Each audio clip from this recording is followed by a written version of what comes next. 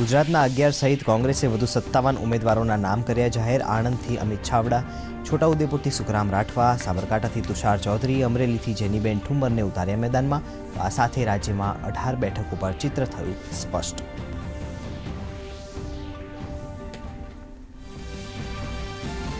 કોંગ્રેસ નેતા રોહન ગુપ્તાએ પાર્ટીમાંથી આપ્યું રાજીનામું આપતા કોંગ્રેસમાં જ આક્ષેપ પ્રત્યાક્ષેપનો દોર શરૂ. કોંગ્રેસ પ્રવક્તા મનીષ દોશીએ કહ્યું, રોહન ગુપ્તાએ વિશ્વાસઘાત કર્યો, તો ડોક્ટર અમિત નાયકે કહ્યું, પાયાવિહોણા આક્ષેપને કોંગ્રેસ વખોડે છે.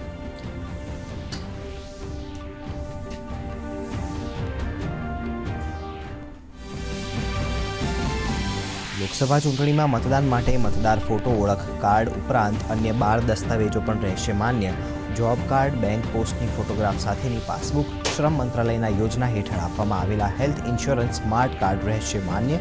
મતદાન માટે ઓળખ કાર્ડ અનિવાર્ય.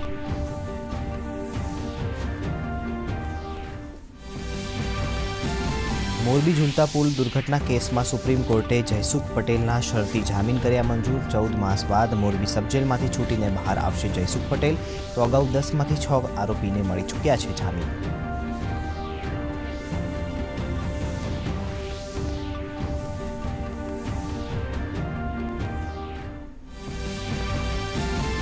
શરાબ કૌભાંડમાં ધરપકડ કરાયેલ દિલ્હીના મુખ્યમંત્રી અરવિંદ કેજરીવાલને રાઉઝ એવન્યુ કોર્ટમાં કરાયા રજૂ. ઈડી દ્વારા મંગાવવામાં આવેલા કેજરીવાલના રિમાન્ડ અંગે કોર્ટે અનામત રાખ્યો નિર્ણય. કોર્ટમાં કેસની સુનાવણી પૂર્ણ.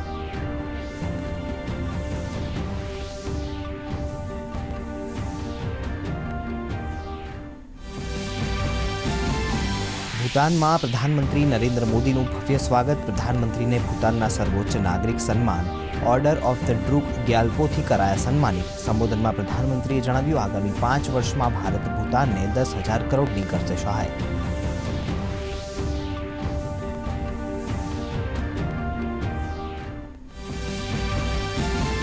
રાજ્યમાં આજથી ધોરણ 10ની બોર્ડની પરીક્ષા પૂર્ણ. વિદ્યાર્થીઓના ચહેરા પર જોવા મળી ખુશી.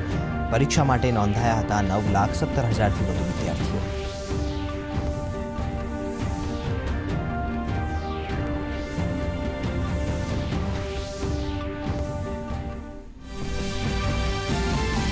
ચૂંટણીની સાથે રાજ્યમાં ગરમીનો પારો પણ ઉચકાયો. રાજ્યમાં માર્ચ મહિનામાં સૌરાષ્ટ્ર કચ્છમાં હીટવેવ. રાજકોટ અમરેલીમાં નોંધાયું 40 ડિગ્રી તાપમાન. 4 શહેરોમાં ગરમીનો પારો 39 ડિગ્રીને પાર.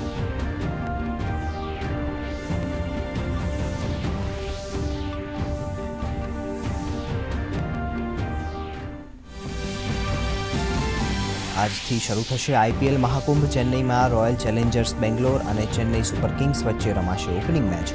મહેન્દ્રસિંહ ધોનીની જગ્યાએ ઋતુરાજ ગાયકવાડ ચેન્નઈ સુપર કિંગ્સના કેપ્ટન.